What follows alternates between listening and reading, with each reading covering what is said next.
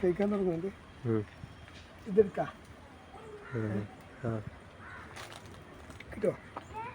കയ്പ നരഞ്ചി എന്നറിയപ്പെടുന്ന വളരെ സവിശേഷമായ ഒരു ചെടിയാണ് ഇത്.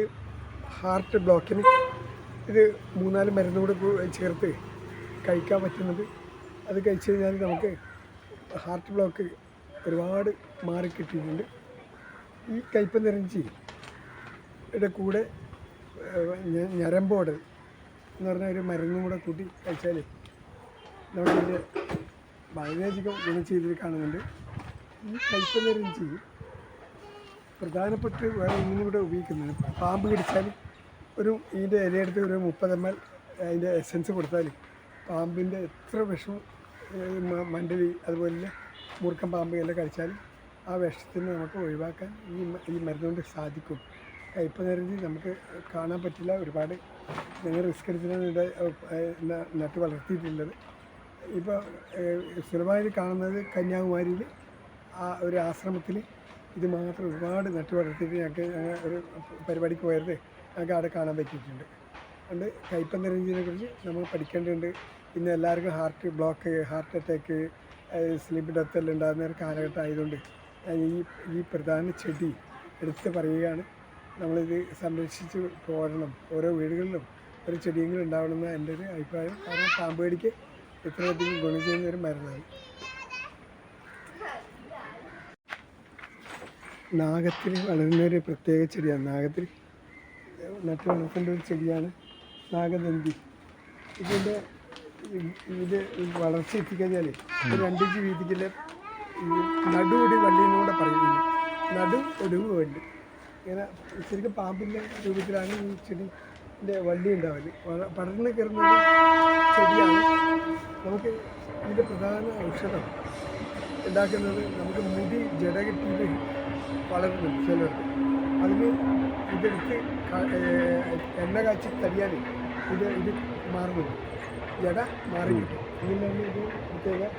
ഇത് ഇങ്ങനെ വളർന്ന് എൻ്റെ അന്തരീക്ഷങ്ങൾ നേരെ കയറും. ഈ ചെടി ഇങ്ങനെ വീതിക്ക് 2 ഇഞ്ചോളം വീതിക്കോളം ഇത് വന്ന് നടുകൂടി. കൂടാതെ ഇതിൻ്റെ നാവ്, പാമ്പിൻ്റെ നാക്ക് മാതിരി ഇല്ല, 2 നാക്കാന്നുള്ളത് ഇതിന് കേട്ടോ. അതുകൊണ്ട് ഒരു പ്രത്യേകത ഉണ്ട് ഇതിന്. അവിടെ നാഗത്തിൽ വെച്ച് വളർത്തുന്ന ഒരു ചെടിയാണിത്. അപൂർവമായ ഒരു ചെടിയാണ് നാഗദന്തി, നടുകൂടി വണ്ടി.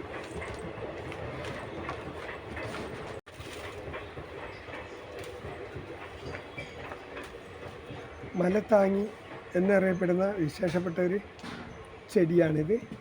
ഇത് ഏറ്റവും പ്രാധാന്യം നൽകുന്നത് ചെറിയ കുട്ടികൾ നടക്കാൻ പറ്റാണ്ട് കാല് വലിച്ച് നടക്കുന്ന പല കുട്ടികളെയും നമുക്ക് കണ്ടിട്ട്. അവർക്കിത് കഞ്ഞി വെച്ച് കുടിച്ചാൽ, ഒരു 15 ദിവസം കഞ്ഞി വെച്ച് കൊടുത്താൽ ഏറ്റവും അധികം എനർജി കിട്ടുന്നൊരു ചെടിയാണ് മലത്താങ്ങി. ഇത് മുൻകാലത്ത് പ്രായമുള്ളവർ കഞ്ഞി വെച്ച് കുടിക്കാറുണ്ട്. മലത്താങ്ങി എന്ന് പറയപ്പെടുന്ന ഇതിൻ്റെ കാര്യം തന്നെ മല എടുത്ത് പൊന്തിക്കാൻ പറ്റുന്നില്ലാണ് ഇതിൻ്റെ ഒരു പ്രത്യേകത. അതുകൊണ്ട് മല താങ്ങി എന്ന പേര് തന്നെ വരാൻ കാരണം. അപ്പോൾ ഇത് ഞങ്ങൾ അപൂർവമായിട്ടൊരു ചെടിയായാലും എല്ലാ സ്ഥലത്തും കാണൂല. അപൂർവമായ ഒരു ചെടിയാണ് മലത്താങ്ങി.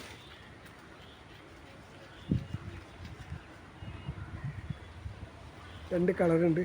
ഇത് മുമ്പിൽ നല്ല പച്ചയാണെങ്കിൽ ബാക്കിൽ ഷെയ്ഡ് മാറ്റാണ്.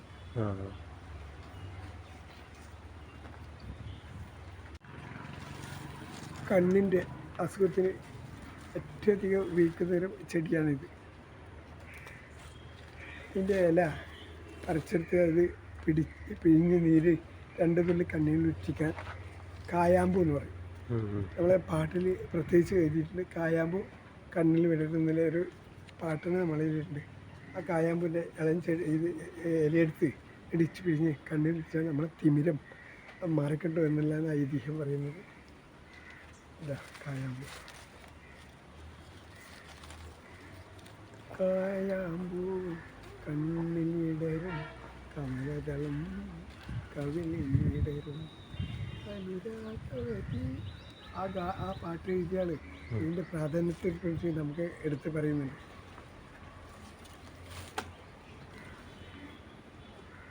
കായാമ്പൂ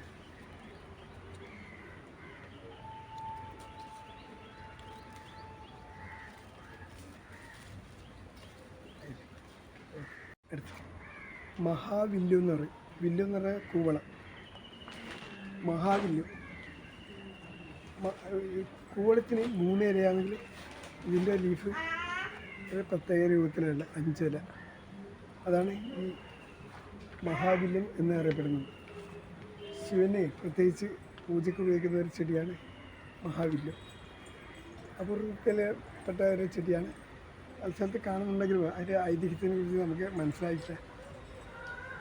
മഹാവില്യം ഒരുപാട് ഔഷധത്തിന് ഈ മഹാവില്യം ഉപയോഗിക്കുന്നുണ്ട്. കഷായങ്ങൾ ചേരുവായിട്ട് ചേർക്കുന്നുണ്ട്. കഷായ വില്യം